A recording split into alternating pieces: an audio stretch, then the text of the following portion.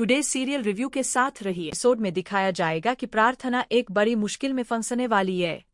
वह लगातार ये कोशिश कर रही है कि किसी भी तरह शिवांश को सब कुछ बर्बाद होने से बचा सके। जो भी चालें और साजिशें शिवांश को नुकसान पहुंचाने के लिए चल रही है, प्रार्थना हर बार उन्हें नाकाम करने में लगी हुई है।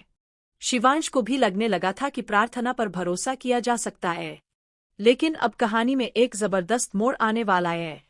बुआ मान और सोनालिका ने रौनक के साथ मिलकर एक ऐसी योजना बना डाली है जिससे प्रार्थना बहुत गहरे जाल में फंस चुकी है और उसे इस बात की कोई खबर भी नहीं है। अब सबसे चौंकाने वाली बात यह है कि रौनक खुद प्रार्थना को सारी सच्चाई बताने वाला है। वह कहेगा कि इन सारी साजिशों की असली जिम्मेदार पायल है। वो खुद को साफ और सही दिखाने की कोशिश करेगा ताकि प्रार्थना उस पर भरोसा कर ले।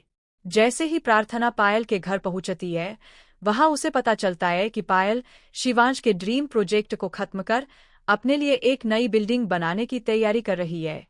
ये सुनकर और देखकर प्रार्थना गुस्से में आ जाती है और पायल के बनाए गए डेमो प्रोजेक्ट को तोड़ देती है।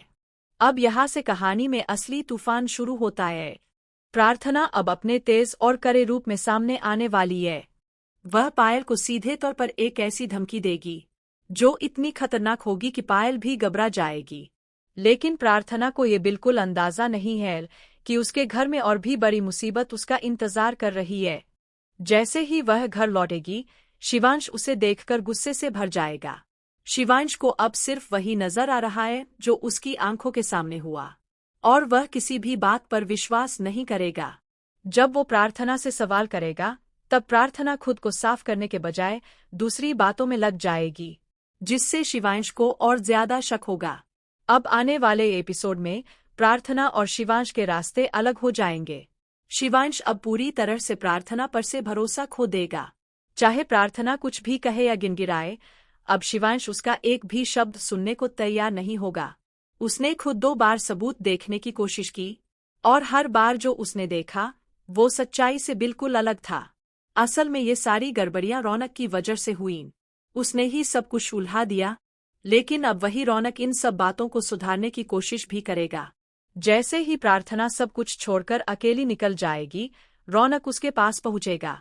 अब वह शिवांश को जाकर उस रात की असली सच्चाई बताएगा। तो अब देखने वाली बात ये होगी, क्या शिवांश रौनक की बात पर यकीन करेगा?